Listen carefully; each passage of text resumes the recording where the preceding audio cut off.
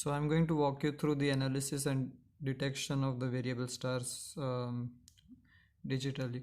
So this is a software that we use. It's called Vast Variability Search Toolkit, and here is how it works. So first I go to the Vast folder. This is not really like, you don't have to know this. And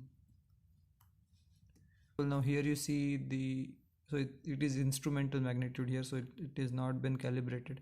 These are the faint star and these are the bright stars, and this is the standard deviation. Now if the brightness of a star does not vary, then we would have a very low standard deviation like you see here.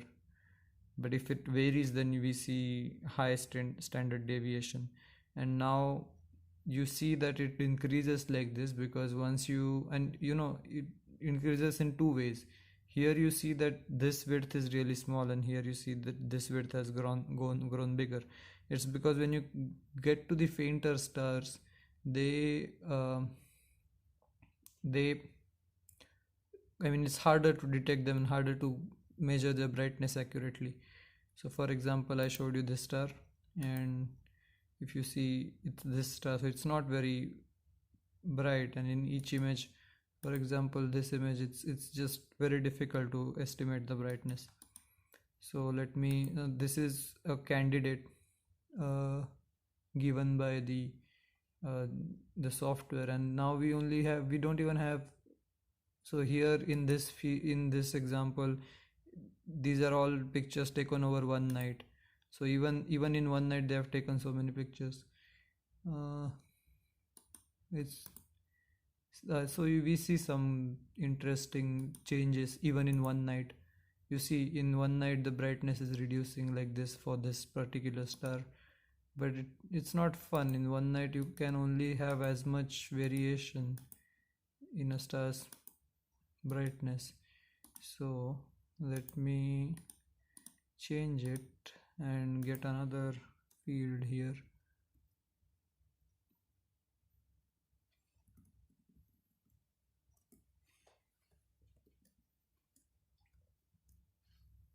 I'm loading another field, and I hope it's longer than a night, but I can't be sure.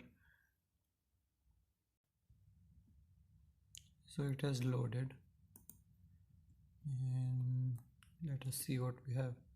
Okay, so this star here has like wow. Okay, so we have observations over 70 days now.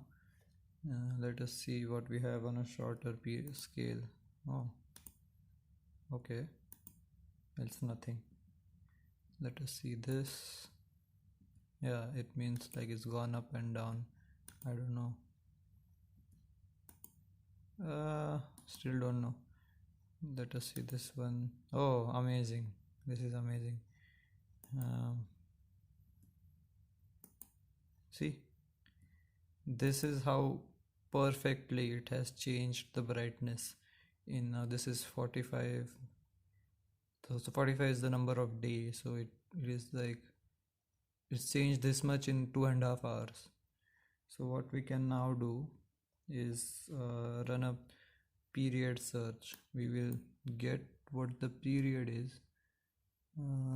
Wow, this does not make sense. We have to find a good period, something like this, but even these are so weird. It is because the period is changing, in my opinion. It's constantly changing, otherwise we wouldn't have something like this. But let us go back and let us try to identify this star. So when I press U, it runs a script that tries to identify the star in the catalogues and the variable star search index, and it's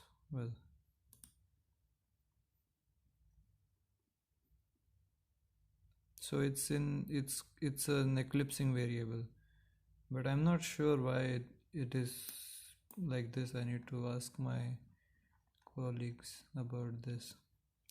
So these are eclipses, and the stars, they're so close to each other, practically touching, and the eclipses are back to back.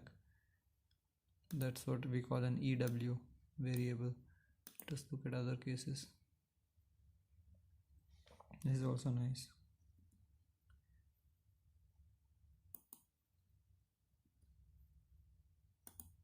See, again the same situations, probably an EW.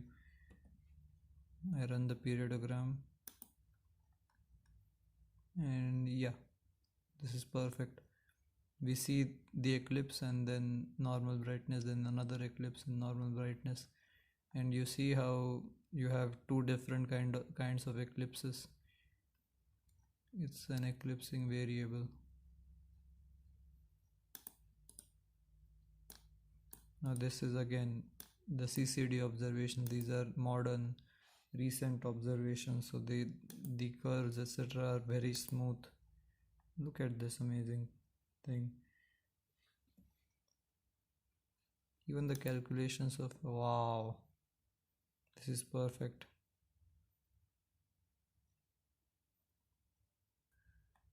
Now I will go and load the fields that I'm studying for the first time. So if I find a star, a new variable star, it would be a discovery that I made. Yes. Now it will take a while to load, so I'm pausing. So here we are, and I will load the main thing. Okay, so here I showed you the previous field because it did not have this here, and this I'm not perfectly sure why we are seeing this, because it should be flat, and I think it's because there is some issue with the magnitude calculation here, but let us not get into that. If you want to see the whole image, it's very pretty. Okay, so let's talk about this one. This is a very, so you can see that it has extremely high variation, so standard deviation is high, and it's okay, it's kind of dim.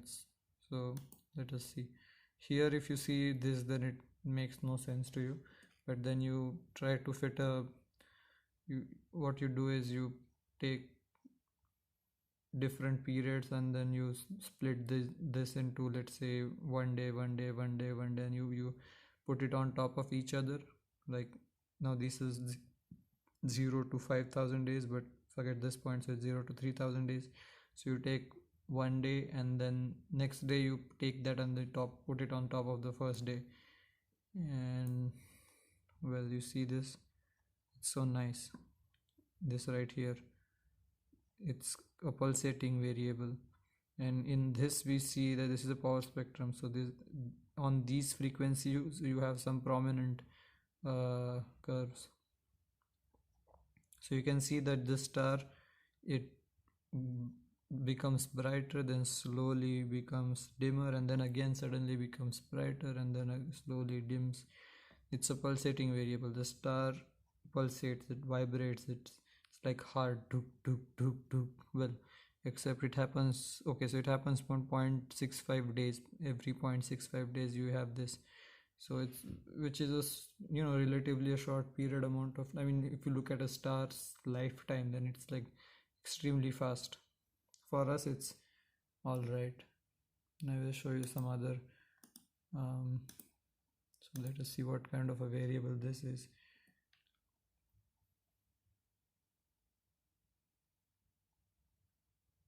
It takes longer on these images than the CCD images to calculate the light curve.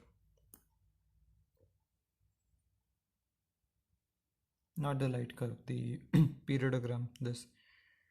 Okay, so it's some kind of a eclipsing variable. It's not very interesting. Let us see this one.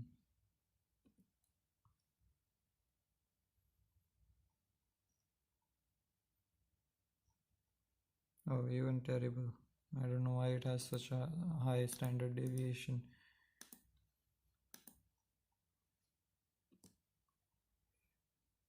Now I'll tell you what to do after you have found a variable star. In this case, for example, let us say this one. oh no, this is a little bit boring, but this is also a discovery. But let us say this one, that you know that normally stars don't have brightnesses that change like this, so it's a variable star. And now we want to know, okay, so this is a good idea. This is also a good eclipsing variable. Look at this. So you see the eclipses, it's like these two stars and they go around each other and they block each other one by one. So you have primary eclipse, secondary eclipse, primary eclipse, and so on.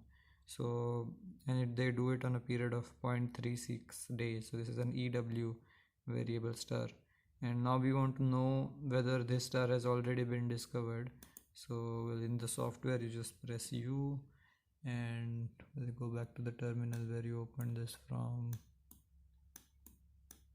Okay, yes, so in this particular field there is some error with the solving. So I mean it's not able to find the coordinates, so I'll go to another field and then I will have to pause again for that. I'll actually show you a discovery I made. It's in -1 -4. Well, I will pause. Okay, so here we are.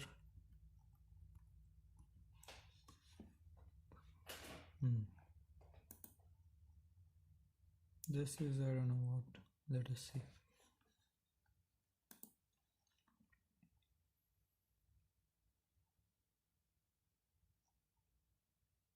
This is an eclipsing variable which is already discovered by someone.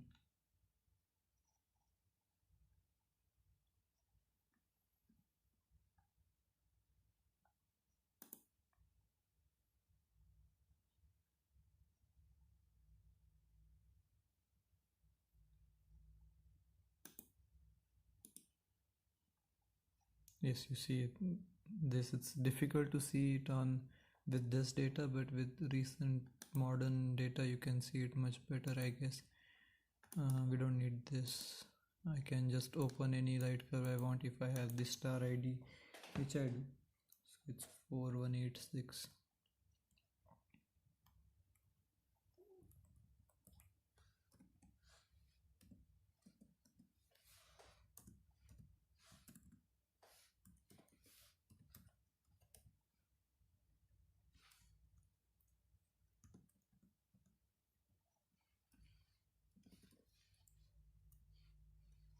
What? Why not?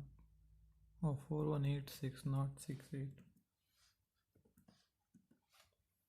Okay. And now this is a discovery that I've made and I can't believe it because it's a good variable star and it's a surprise that no one has found it yet.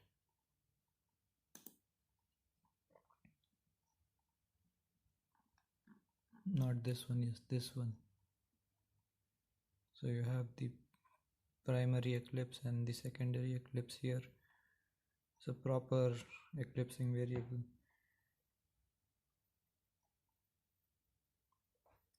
Now how do you know whether a star is already discovered, So well, I will show you one that is already discovered, like this one for example. No, this one is not.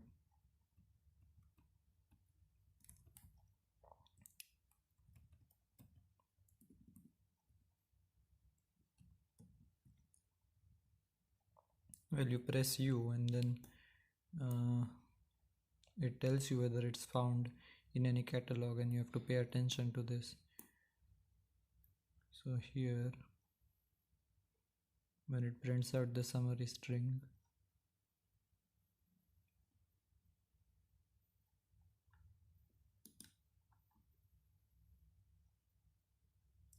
well, it happens that it's not found automatically, so you have to take the coordinates and then you go to the variable star search, international variable star search index, and then you write the position of the star which the vast software has generated for you.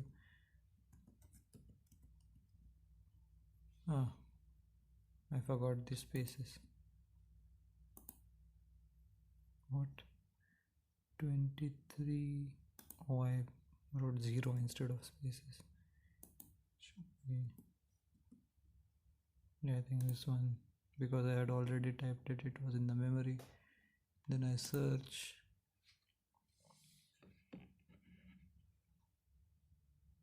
Wait a minute. This one is not in. Why did I think it was in the VSX? I made a discovery in front of you guys. Let me check the coordinates again. 22, 36, 17, 66, 56, 48, 0, 47. Huh. Maybe I wrote something wrong. 2881, right? 2881. And